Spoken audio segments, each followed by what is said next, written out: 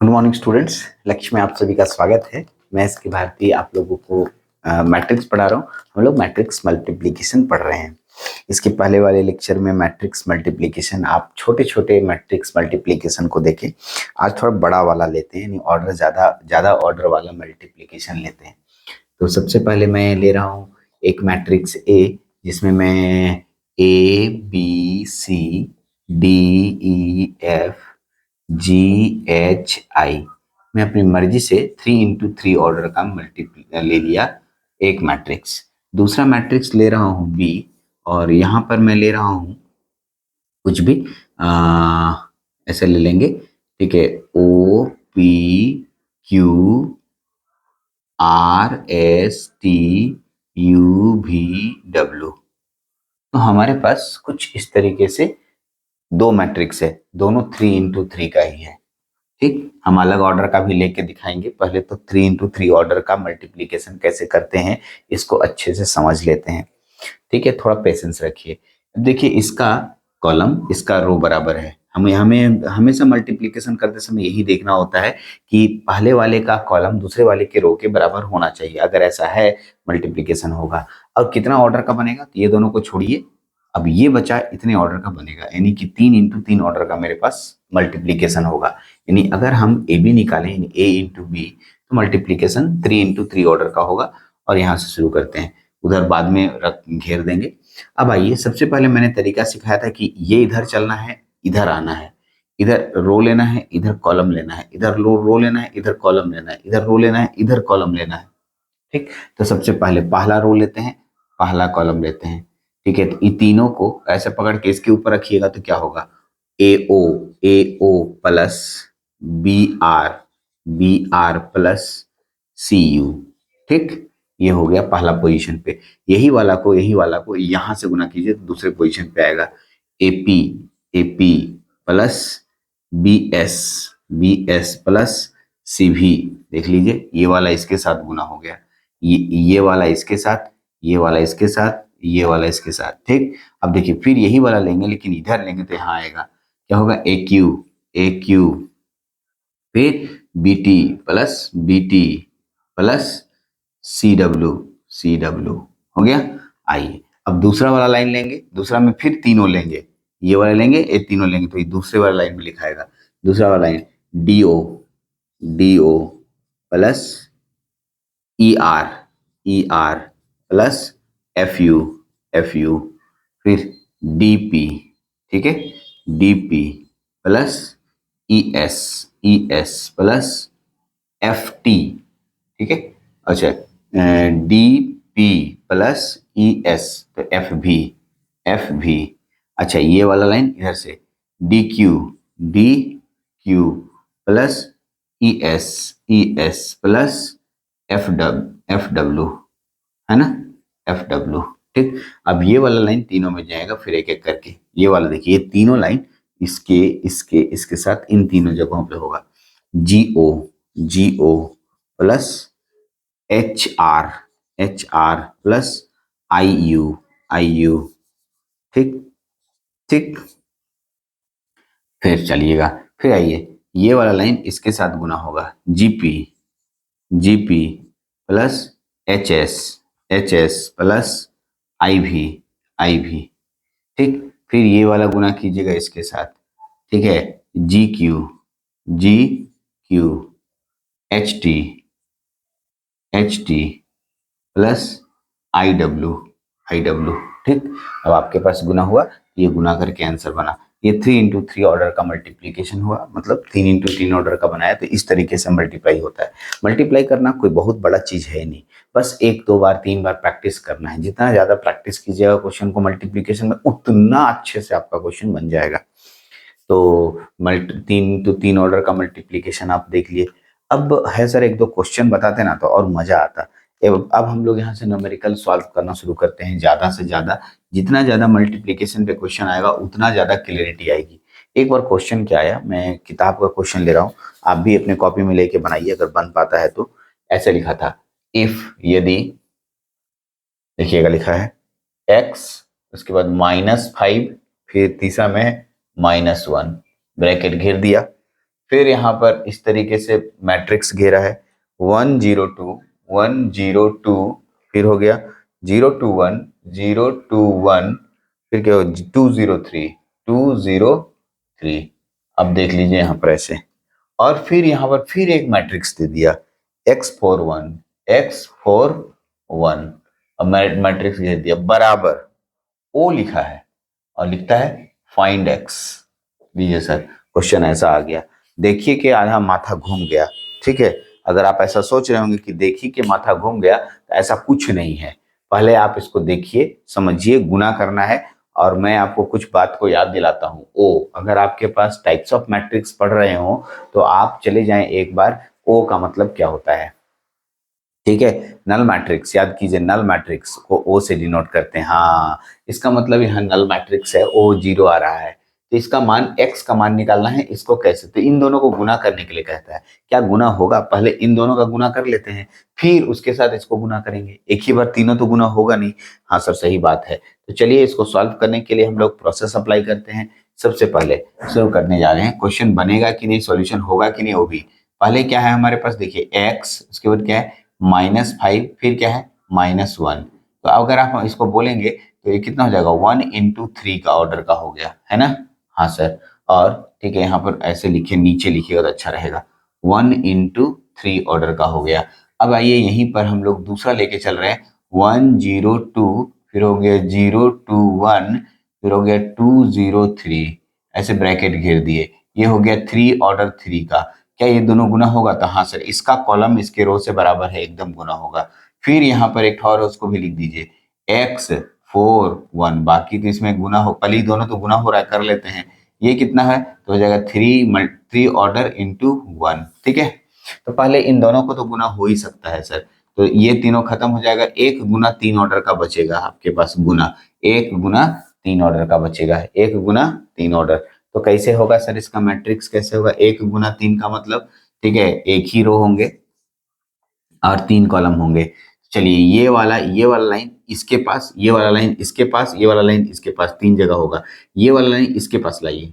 चलिए x गुना 1 x, ठीक है, -5 गुना 0 +0, -1 गुना 2 -2, ठीक है, यहाँ तक क्लियर। फिर यही वाला लाइन इसके साथ गुना कीजिए, x गुना 0, ठीक है, 0, -5 गुना 2 -10, ठीक है, -1 गुना 0 +0, ठीक, कोई दिक्कत नहीं। फिर यही वाला लाइन इसके साथ गुना कीजिए, x गुना 2 2 हो गया, x गुना 2 2 हो गया, ठीक है, x गुना 2 2x हो गया, प्लस -5 गुना 1 -5 हो गया, यहाँ पर प्लस हटाइए, लिखिए -5, और फिर -1 गुना 3 -3 हो गया, बस ब्रैकेट क्लोज्ड, ठीक है। ये दोनों का मल्टीप्लीकेशन खत्म हो गया सर, यहीं पर खत्म हो गया, ठीक। ये 1 × 3 ऑर्डर का बचा। अब इधर क्या बचा है वो देखिएगा, इधर क्या बचा, x 4 1, और ये क्या बचा, 3 ऑर्डर इंटू 1। क्या दोनों मैच कर रहा है, हाँ सर, ये दोनों फिर मैच कर रहा है, गुना होगा। इधर बराबर 0 है, बराबर 0 है, रहने दीजिए, ठीक। अब ये दोनों भी गुना हो सकता है, हाँ सर, क्योंकि इसका कॉलम इसका रो बराबर बराबर है, तो आपके पास 1 × 1 का बनेगा नहीं, सिंगल रो बनेगा, ठीक है। तो कैसे आएगा, देखिए, इसको गुना कीजिए, ये वाला पूरा रो ये वाला पूरे कॉलम के साथ गुना होगा, जैसे कि गुना करते हैं। तो चलिए पहले इसको सॉल्व कर लीजिए एक बार स्टेप में। यहाँ हो जाएगा, कितना हो जाएगा, x -2, ठीक, x -2, और यहाँ हो जाएगा -10 हो जाएगा, फिर कितना हो जाएगा, -8, यहाँ हो जाएगा 2x -8, ब्रैकेट क्लोज्ड, और यहाँ पर क्या क्या बचा, x 4 1, ठीक है, बराबर 0। सॉल्व करते हैं। आइए ये तीनों को तीनों से गुना कीजिए, इसको गुना करेंगे इसके साथ, तो कितना हो जाएगा, x² -2x, ठीक, फिर प्लस, अब देखिए -10 को 4 से, तो हो जाएगा -40, ठीक है, फिर प्लस ये वाला इसके साथ गुना हो जाएगा 1 के, यानी 2x -8, ठीक, बस ब्रैकेट क्लोज्ड, यहाँ पर ऐसे, अब बराबर 0 है तो 0। सॉल्व करने अच्छे से आता है, आप इसको सॉल्व कर सकते हैं, x², ठीक है, -2x -40 +2x -8 बराबर 0।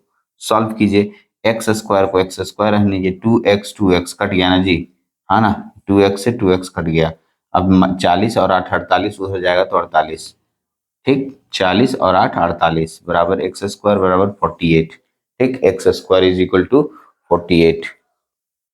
Yes correct. तो यहाँ से X square is equal to 48, तो यहाँ से निकलेगा एक्स बराबर रूट अंडर 48।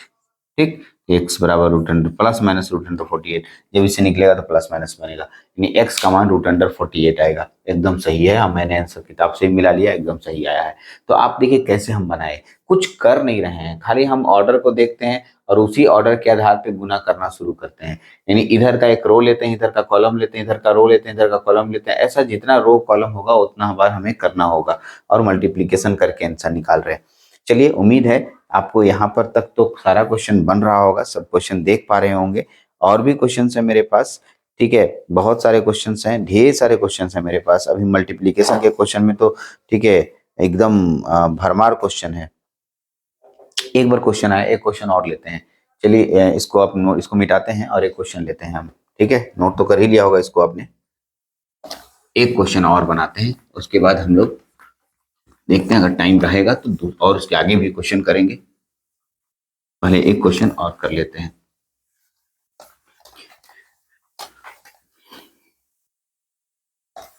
देखिए मेरे पास एक क्वेश्चन आया, बहुत आसान क्वेश्चन है और दो ऑर्डर का है, लेकिन क्वेश्चन करने लायक है।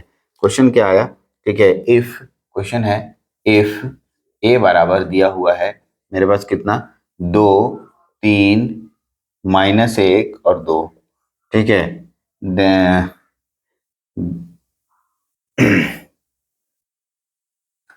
इतना दिया। ठीक है, अब ये दिया, बोलता है अब इसमें से फाइंड करने के लिए कह रहा है। क्या फाइंड करने के लिए कह रहा है, फाइंड निकालो, फाइंड, ठीक है, फाइंड ए स्क्वायर -4a + 7। ठीक है, a² -4a + 7 नहीं, इसमें इसमें देखिए ऐसे कह रहा है a² -4a, ये निकालने के लिए कह रहा है। निकालिए इसमें a² -4a, फिर क्वेश्चन को चेंज करेंगे। इस तरह के क्वेश्चंस आ जाते हैं, तो कैसे आप बनाइएगा a² -4a। ठीक, क्या कीजिएगा यहाँ पर, ठीक है, तो ऐसे क्वेश्चनों को सॉल्व करने का तरीका बता रहा हूँ। पहले a² है तो इसको 2 बार गुना करना होगा और फिर 4 गुना a करना होगा, बन जाएगा। सॉल्यूशन स्टार्ट करते हैं।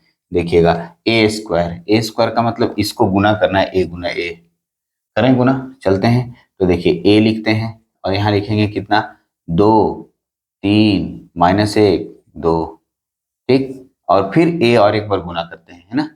ठीक है, तो इसको लिखेंगे a × a बराबर, चलिए गुना करेंगे यहाँ, फिर एक बार a और ले लीजिए तो आपको गुना करने में आसानी होगी। 2 3 -1 और 2, गुना कीजिए, गुना कीजिए कितना होगा, ये वाला लाइन इधर जाते हैं, इधर से लेते हैं। देखिएगा 2 दूनी 4, ठीक है, फिर प्लस 3 1 गुना -1 -3 हो जाएगा। ठीक है, फिर ये वाला इधर से गुना होगा तो 2 2 गुना 3 2 तिया 6, 2 तिया 6, 3 दूना 6। ठीक है, 2 तिया 6 + 3 दूना 6। ठीक हो गया, फिर ये वाला लाइन इसके साथ -1 गुना 2 -2। ठीक है, -1 गुना 2 -2 और फिर 2 गुना -1 -2। फिर ये वाला इसके साथ -1 गुना 3 -3। ठीक है, 2 गुना 2 4 +4। ठीक है, यहाँ हो गया a² का मान, ये a² का मान निकल गया। ठीक, a गुना a यहाँ से लिख सकते हैं, ऐसे लिखिए ना, a × a बराबर a² बराबर इतना निकल गया। अब 4a बराबर निकालना है, तो 4 गुना a का मान कितना है, 2 3 -1 2। ठीक, अब आइए 4 गुना a करेंगे तो 4 दूना 8, 4 तिया 12, 4 एकम -4, 4 दूनी 8 हो गया। अब आप सोचो कि मेरे पास आंसर आ गया है। अब मेरे पास आंसर जब आया है तो कैसे निकालेंगे इसमें, नाउ अकॉर्डिंग टू क्वेश्चन, ऐसे लिख सकते हैं अकॉर्डिंग टू क्वेश्चन। क्वेश्चन से अकॉर्डिंग टू क्वेश्चन क्या निकालना है हमें, a² -4a बराबर, a² का मान कितना आ चुका है, a² का मान लाइए यहाँ पर, 2, a² का मान कितना आ गया है, सॉल्व करना होगा ना, यहाँ पर हम लोग सॉल्व नहीं ना किए, सॉल्व कर दीजिए। ठीक है, सॉल्व कीजिए, कितना हो जाए, 4 में से 3 गया, 1 बचेगा, 6 में से 6 और 6 12 हो गया, 2 में से 2 2 -4 हो गया, और 4 में से -3 गया, 1 बचेगा, ये बचा। यानी कि आपके पास कितना कितना बचा देख लीजिए, 1 12 -4 और 1। ठीक है, और इसमें जोड़ना है ना जी, घटाना है 4a। 4a का मान कितना आ गया बताइए, 8 12 -4 और 8। सॉल्व कर लेते हैं इसको। जैसे ही इसको सॉल्व करेंगे हमारे पास कितना आ जाएगा देख लीजिए, इससे इसको घटाना है। 1 में से 8 घटाएंगे, -7 बचेगा। फिर 12 में से 12 घटाएंगे, 0 बचेगा। -4 में से -4 है, -4 है, -4 कितना हो जाएगा, -4 0 हो जाएगा। 1 में से 8 घटेगा, -7 बचेगा, आपके पास दिख रहा होगा। यानी a² -4a का आंसर हो गया इतना, है ना। ठीक है, तो आप बनाने सीख गए होंगे कि मैं कैसे बना रहा हूँ। अभी तो क्वेश्चन शुरू हुआ है, अभी हम लोग मल्टीप्लिकेशन की दुनिया के सारे क्वेश्चंस को करने वाले हैं। मैं आपको खाली मल्टीप्लिकेशन पे अगला लेक्चर खाली सिर्फ और सिर्फ न्यूमेरिकल्स बताऊंगा, यानी गणित बताऊंगा, जो कि बहुत सारे अलग अलग टाइप के क्वेश्चंस होंगे। ठीक है, और इसके कुछ प्रॉपर्टीज को भी बताऊंगा। चलिए, उम्मीद है लेक्चर आपको पसंद आया होगा और आपको समझ में भी आया होगा। आगे के लेक्चर में और भी गणित हम लोग करने वाले हैं। चलिए, इस लेक्चर में इतना ही रखते हैं, नेक्स्ट लेक्चर में और क्वेश्चन करते हैं। Thank you.